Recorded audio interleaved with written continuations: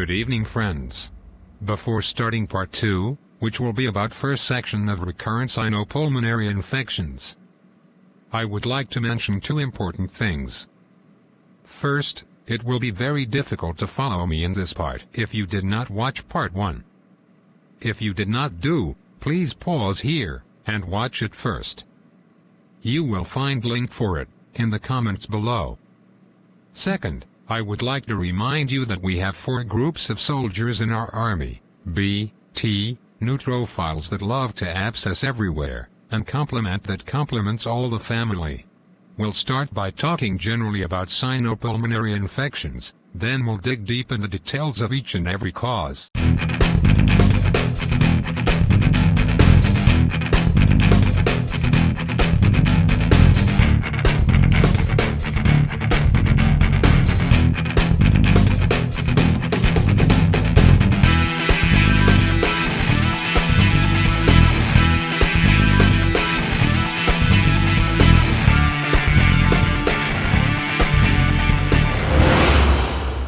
Sinopulmonary infections are caused by both primary and secondary causes.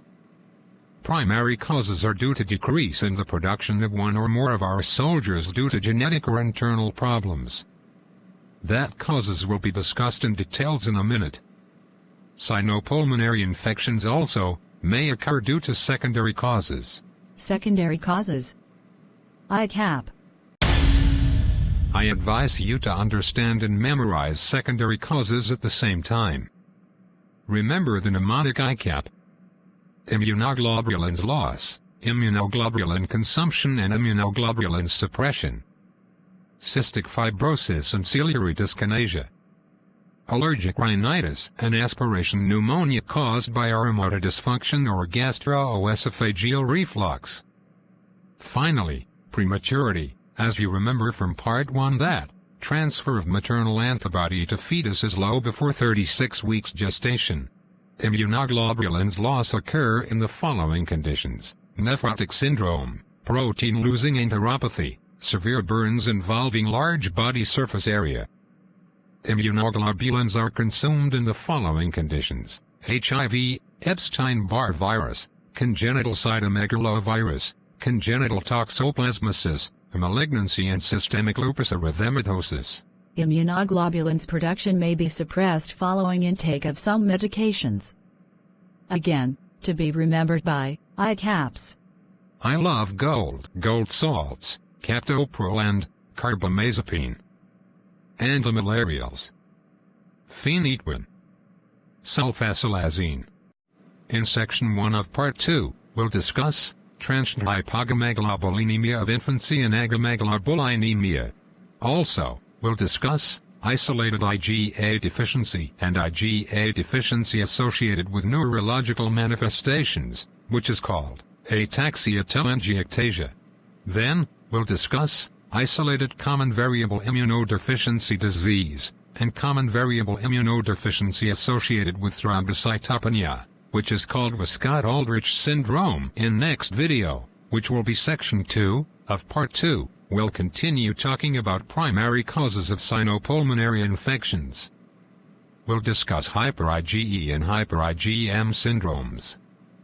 Then we'll discuss causes related to neutrophil defect. In section 1 of part 2, we'll discuss the subject of sinopulmonary infection. Sinopulmonary infection include otitis media, sinusitis and pneumonia. Onset of the disease usually starts by 3 to 6 months of age when maternal antibodies fall below protective level. Majority present with recurrent infections before age 2 years. In certain situations, patient may present beyond adolescence.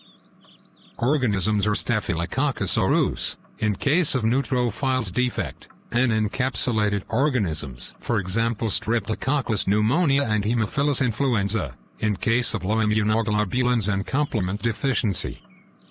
Gastroenteritis caused by Giardia, arthritis caused by Mycoplasma, septicemia, meningitis may be associated due to same deficiency. Pyoderma gangrenosum and Pseudomonas sepsis, especially in young infants, are associated with agammaglobulinemia. eczema, autoimmunity and malignancy may be presented with some diseases that we are going to discuss. Now, let's start with primary immunodeficiency diseases that are characterized by universal low immunoglobulins. It's either transient or permanent. Transient hypogammaglobulinemia of infancy. Transient hypogammaglobulinemia of infancy refers to delayed maturation of normal Ig production and antibody response. There are normal numbers of B cells, distinguishing this from congenital agammaglobulinemias. Most infants suffering from this disease have repeated minor infections. Major infections uncommon unless Ig levels are very low. Antibiotics and Ig replacement may be necessary during this period. Serum Ig and vaccine response eventually normalizes with age, and needs to be documented. Agammaglobulinemia. Agammaglobulinemia is characterized by absence of B cells with subsequent absence or severe decrease in Ig levels and a total absence of specific antibody. X-linked form, which is also called Bruton's disease, represents 85% of cases. It is a congenital immunodeficiency, affects males, and caused by defect in the Bruton tyrosine kinase secondary to mutations in a gene on chromosome XQ22, involved in the B-cell signal transduction pathway, leading to arrest in B-cell differentiation at the pre-B cell stage, and characterized by a profound B cells deficiency that will lead to severe hypogammaglobulinemia and absence of lymphoid tissue. The other form of agammaglobulinemia is inherited as autosomal recessive, and it represents 15% of cases. In this form, only one copy of the gene needs to be defective to express the disease. By the way, both X-linked and autosomal recessive forms are clinically indiscernible. Patients with agammaglobulinemia present during the first 6 months of life, as maternal antibodies are waning. Some atypical patients do not present with symptoms until 3 to 5 years of age. Clinically, patients present with sinopulmonary infections with encapsulated bacteria, SRUs, and Pseudomonas organisms, for which antibody is an important opsonin. Gastrointestinal infection due to enteroviral infection and giardiasis may present. Agammaglobulinemia patients are susceptible to viral infections, for example chronic enteroviral meningoencephalitis and attenuated live virus vaccine-associated poliomyelitis. So remember that absence of tonsils and lymph nodes is a characteristic physical finding in agammaglobulinemia. Investigations showed low IgG, classically less than 0.2 grams per liter, also low IgA and IgM. Poor or absent antibody response to vaccines, CD19 plus B cells less than 2% of total lymphocyte count, Bruton tyrosine kinase expression and CD14 plus monocytes by flow cytometry, Bruton tyrosine kinase gene mutation analysis. Treatment-wise, no need to be memorized. Just follow the intellectual way of thinking mentioned in first video. It is important to note that you need to follow up these patients with IgG trough levels to guide the adjustment of immunoglobulin replacement dose. Chest X-ray and CT scan of the thorax to detect development of bronchiectasis. We'll remind you once more. Always check that patient has not received blood products or intravenous immunoglobulin before interpreting immunoglobulin levels.